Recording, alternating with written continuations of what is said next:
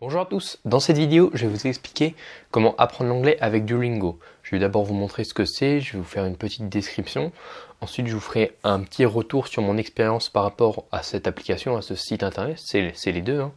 Je vous donnerai les points positifs et les points négatifs et à la fin on va résumer tout ça. Donc déjà qu'est-ce que c'est? C'est un site web, c'est une application, donc il y a les deux formats, que ce soit sur téléphone, sur tablette, sur ordinateur. Ça marche sur beaucoup de téléphones il me semble. Même si vous avez des types de téléphones comme des Nokia, des Windows Phone, normalement ça marche parce que c'est compatible avec beaucoup de téléphones, c'est assez connu comme application. Il y a des millions d'utilisateurs, je ne sais plus combien il y en a exactement, mais ça a c'est beaucoup plus que 10 millions en tout cas, c'est assez sûr et certain. C'est des leçons qui sont étape par étape, les graphismes ils sont assez agréables, c'est agréable en fait de faire des leçons sur Duolingo, c'est une difficulté progressive, il y a plusieurs langues disponibles, d'ailleurs il n'y a pas que l'anglais. Par exemple, si vous parlez anglais, il y a plein d'autres langues, je pense qu'il y en a plus d'une vingtaine, l'anglais y compris bien sûr, donc vous pourrez apprendre l'anglais dessus, sinon je ne vous le présenterai pas.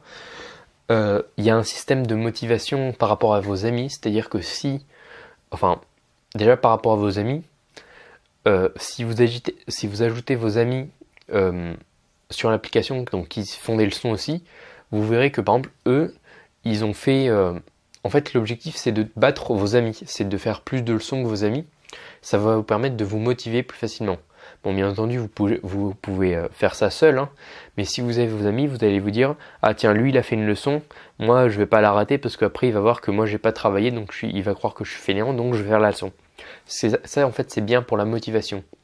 Ils ont mis ici plein d'autres choses en place pour vous aider à vous motiver, notamment la gamification, et ça j'y reviendrai juste après. Donc mon expérience par rapport à Duolingo, donc moi ça m'a permis de découvrir pas mal de langues, ça m'a pas trop fait progresser honnêtement. Bon, en globalité c'est une expérience plutôt bonne, mais le problème comme je vous le dis c'est que ça m'a pas trop fait progresser. C'est bien pour découvrir des langues, pas pour vous améliorer dans des langues. Les points positifs c'est que c'est des petites leçons courtes que vous faites quand vous voulez.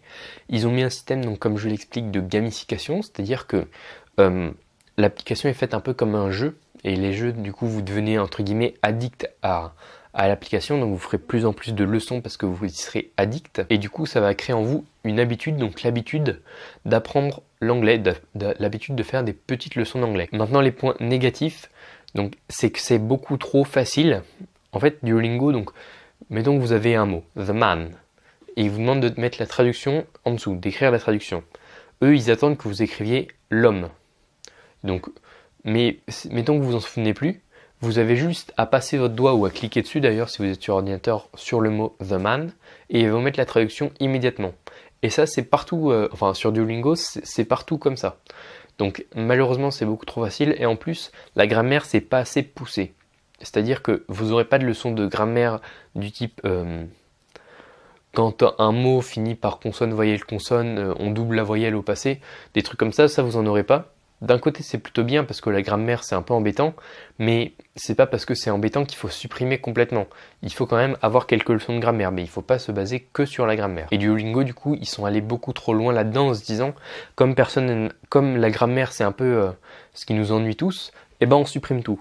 Mais du coup, le problème, c'est que ça va pas trop vous aider à progresser. Et aussi, comme je vous l'avais dit tout à l'heure, la gamification, en fait, ça va vous rendre addict au fait de faire des leçons Duolingo. Mais le problème, c'est que vous allez plus être addict aux leçons, au fait de faire de l'anglais. Vous allez être addict aux récompenses. Un petit trophée par-ci, un niveau en plus par-là. Bref, plein de petites choses. Ils vont vous donner des médailles, des récompenses, vous dire bravo. Et finalement, vous n'allez même plus être addict, donc vous n'allez plus avoir d'habitude, vous aurez plus l'habitude de faire vos leçons d'anglais, vous aurez l'habitude d'obtenir vos trophées, vos médailles, vos niveaux en plus. C'est ça en fait qui va créer votre addiction et vous allez croire que vous progresserez, mais en fait vous ferez juste gagner des petits trophées et des récompenses par-ci par-là. Pour résumer quand même, on va pas dire non à une méthode en plus parce que, comme je vous le dis, les applications c'est surtout un bon complément à une grosse méthode, une vraie méthode. Un livre de grammaire, des cours avec un professeur, ou même une méthode en ligne, peu importe. Mais vraiment, les applications comme ça, faut considérer ça comme des compléments, des plus. On va pas dire non après tout, c'est du vocabulaire et des leçons en plus. Mais il faut pas se baser que sur Duolingo. C'est pas possible d'apprendre l'anglais qu'avec Duolingo. Il faut vraiment une méthode sérieuse qui va nous guider. Et à côté, bien entendu, on peut utiliser Duolingo pour progresser. Si on compare par exemple avec la santé physique, bah, il va falloir que vous fassiez du sport, que vous mangiez bien. Et à côté, vous pouvez prendre des compléments alimentaires, par exemple, pour faire mieux votre sport ou mieux manger. Enfin, je sais pas trop, je m'y connais pas trop, mais voyez, vous pouvez pas manger que des compléments pour être en meilleure santé. Il faut aussi avoir une bonne alimentation et faire du sport. Et ben l'anglais c'est pareil. Il faut d'abord une bonne méthode et ensuite vous pouvez utiliser des compléments. Voilà, la vidéo est terminée. Du coup, si vous voulez recevoir 1 heure de vidéo offerte dans laquelle je vais vous expliquer comment apprendre l'anglais, donc je vais vous donner vraiment mes meilleurs conseils, tout ça dans 1 heure de vidéo, vous pouvez soit cliquer sur le bouton qui s'affiche juste à ma droite à peu près, ou sur le lien en dessous de la description.